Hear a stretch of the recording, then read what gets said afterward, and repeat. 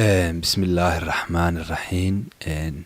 barnaamijyadeennii ayaynu sii wadnaa ku saabsanaa xisaabaadka iyo arrimaha maaliyadda.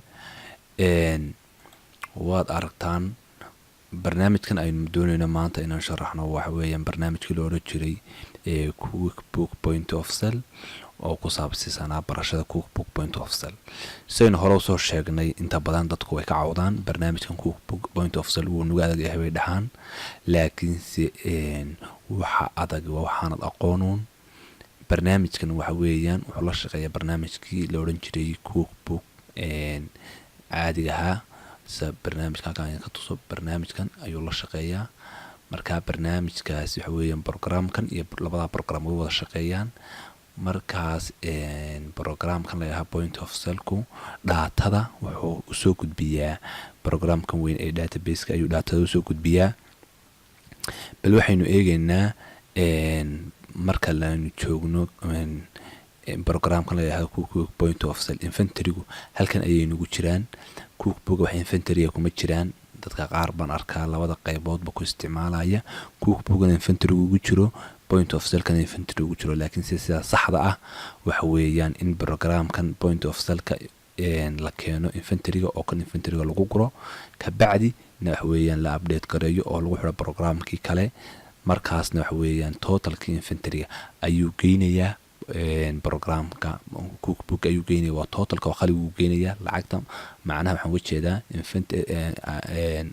item-ka halkan ku jira ama waxa weeyaan inventory-ga halkan ku jira Point of Sale-ka ku jira waxa weeyaan total bay leeyihiin. soo markaas oo maaha quantity oo lagu dhufanaya cost-ka. marka totalkaas ayuu geynayaa xagga kale halkaas ka arkaysa inventory-ga ku taala qiimahooda.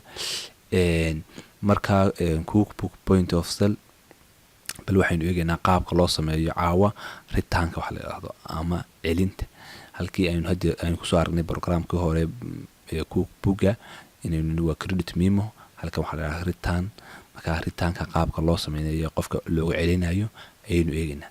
dadka inta badan marka customer-iska la eegayo waxa weeyaan wax laga celinaya waxa weeyaan shay ay qaateen ay kugu soo celiyeen.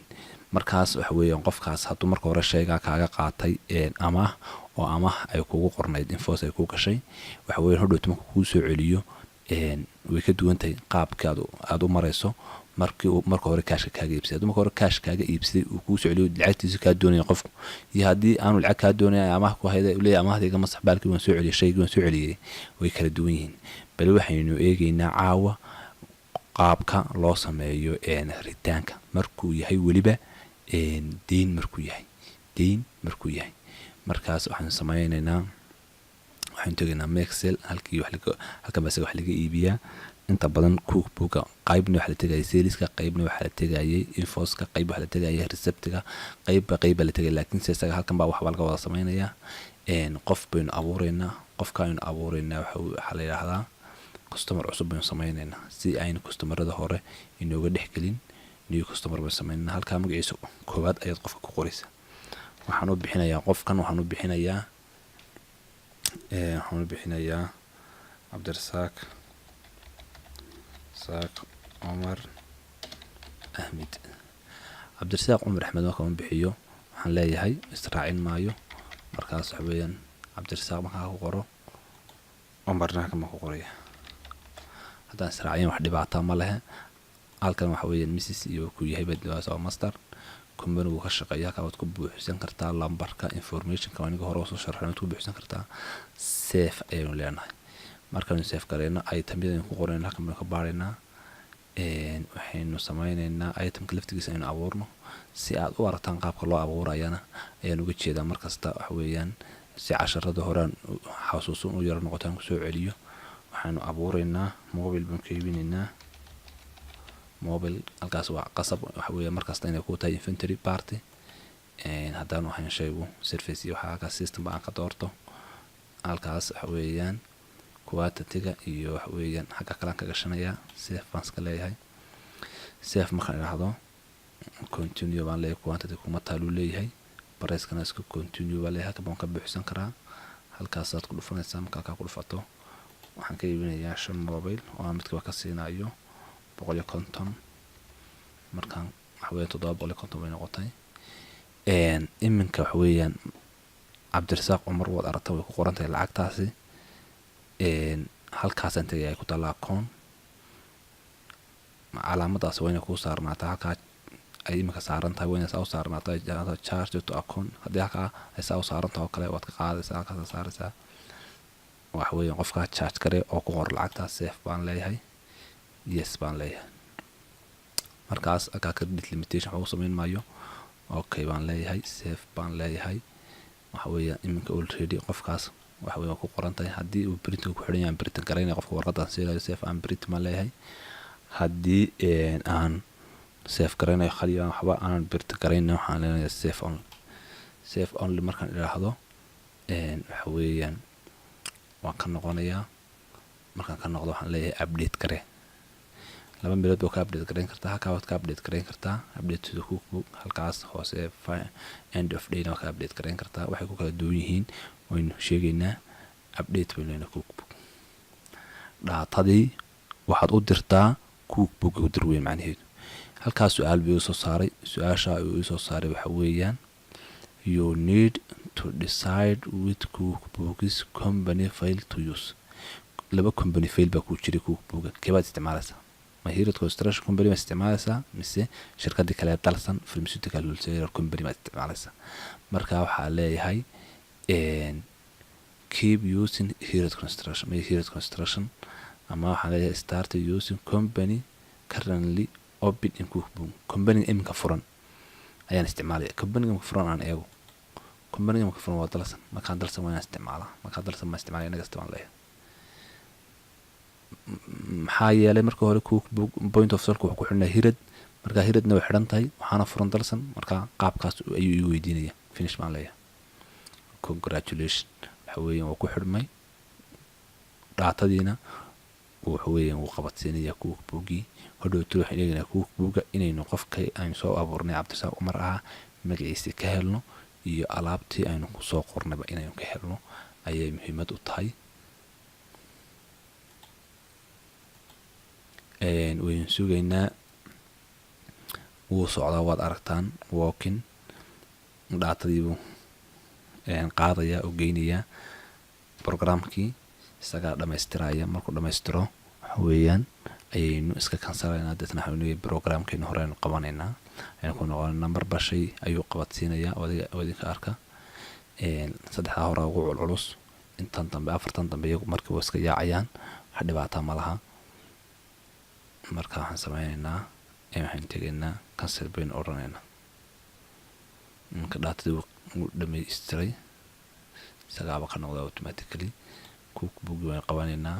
halkaas waxaynu qoraynaa customerskii baynu baaraynaa. ila qof baynu soo abuurnay oo soo update garaynay. cabdirasaaq cumar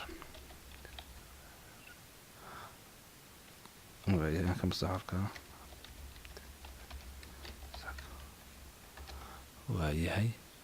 cabdirasaaq cumar waad aragtaan waxaa ku qoran $750. okay halkan waxaad ka dhigtaa all transactionka dooro. halkan allka dooro waad aragtaan maxay tahay lacagtaa ku qoranay. double click siisii. markaynu double click siisiino waxaynu aragnaa inay tahay mobileka ay tahay 5 xabo $150 laga siiyey. waaye ninkaa la yidhaahdo cabdirasaaq cumar lacag mobiladii uu inaga qaatay ayuu inagu soo celiyey markiiba. ma korona deyn buu inaga qaatay. markaas waxaan sameynaynaa waxaan tegaynaa ila barnaamijka ma isticmaalina. waxaan tegaynaa halka ay ku qoran tahay I wanted to isha yar baan furaynaa.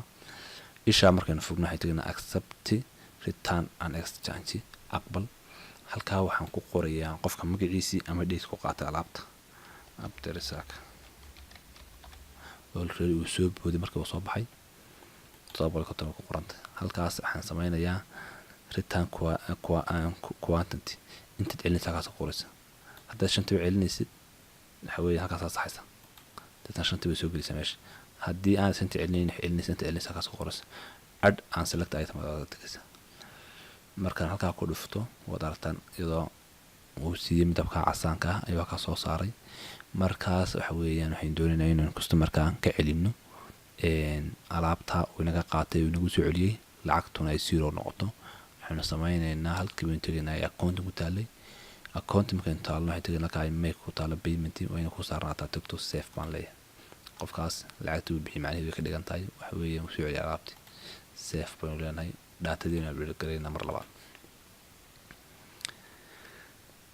dhaatadii markaynu update garayno waxa weeyaan waynu sugaynaa inta inuu update gareysmayso waan iska yara sugaynaa. markasta waa channelkan waa inaad subscribe gareysaan si cashar kasta waxa weeyaan soo gelinaa automatically idinku soo dhaco idinkuna aad uga faa'iidaysataan insha allah. wixii su'aalo ah waxa ka xishoonana soo weydiiya waayahay waxaan tegaynaa ku tegaynaa waad aragtaan Cabdirasaaq Cumar waa zero waayahay zero inta badan magacyada ustaad mariya Cumar buu soo horeysay Cabdirasaaqna wuu dambeysay no problem. waxa weeyaan alaabtii muxuu yiri waa credit memo waa laga celiyay minus intaas laga celiyay intaas soo qaatay waa zero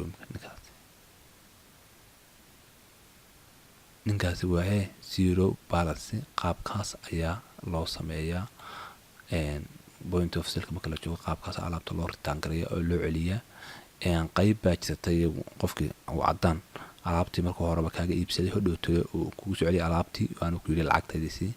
casharradan dambe ayaanu ku sharaxaynaa wabillahi tawfiiq wasalaamu calaykum waraxmatullaahi wabarakaatuh. khayr baan idin rajaynayaa dhammaantiin subscribe gareeya nala socda insha allah khayr baan idin rajaynayaa.